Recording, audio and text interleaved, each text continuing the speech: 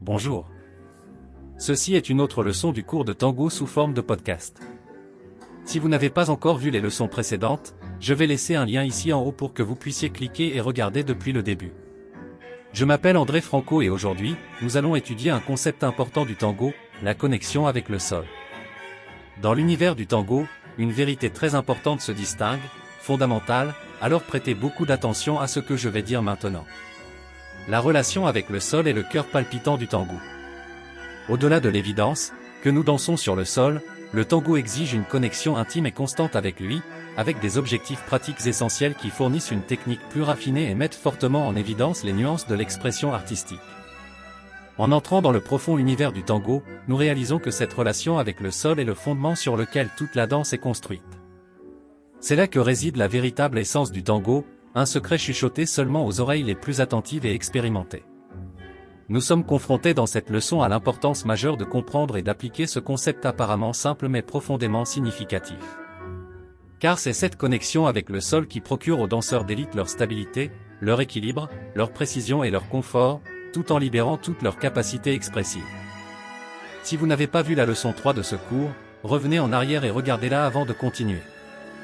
La position d'attente que nous avons apprise lors de la dernière leçon suffira pour une connexion avec le sol pendant les pauses, mais seulement pendant les pauses, car dans les dernières secondes avant et après notre déplacement, nous avons besoin de stabilité, de puissance et de contrôle, donc nous devons descendre un peu plus. De plus, c'est de l'impulsion donnée par la jambe de base que naît notre déplacement dans le tango. Ainsi, cette descente supplémentaire servira à la fois à nous procurer de la stabilité et à nous permettre de donner l'impulsion avec l'énergie exacte que nous voulons imprimer dans le mouvement, donc la descente supplémentaire ne nous prépare pas seulement à l'impulsion nécessaire à chaque pas, mais nous permet également de moduler notre énergie en fonction de l'intensité de la musique. Si la note qui nous appelle pour le prochain mouvement est forte et vibrante, notre impulsion doit être également énergique, ce qui nécessite une descente plus profonde pour obtenir l'impulsion appropriée. Dans la pratique, nous sommes confrontés au défi de coordonner le mouvement des genoux avec celui des hanches, en veillant à ce que ces dernières restent dans une direction opposée aux genoux. C'est un exercice d'équilibre et de conscience corporelle, essentiel pour perfectionner notre technique et atteindre la véritable essence du tango. Passons à la partie pratique. Tout d'abord, mettez-vous debout dans la position que nous avons apprise lors de la dernière leçon, celle que nous appelons position d'attente ou de permanence. Comme nous l'avons vu la semaine dernière, dans cette position, le corps doit être détendu et les genoux doivent être relâchés, jamais tendus. Cette intention de détendre le corps, avec le relâchement des genoux, est le principe de la connexion avec le sol, car avec le corps et les genoux détendus, notre énergie se décharge dans le sol, précisément comme l'exige le tango.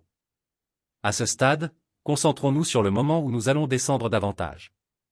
Le fait est que cette descente est un défi en raison du comportement des genoux par rapport aux hanches.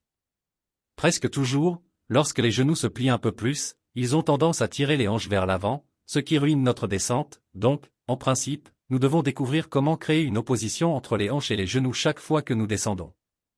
Jamais les hanches ne doivent suivre les genoux dans la descente. Comme exercice, nous devons descendre assez bas, plus que d'habitude, pour comprendre la direction opposée des genoux par rapport aux hanches. Faites cet exercice plusieurs fois. Nous devons répéter plusieurs fois l'exercice, mais en descendant moins.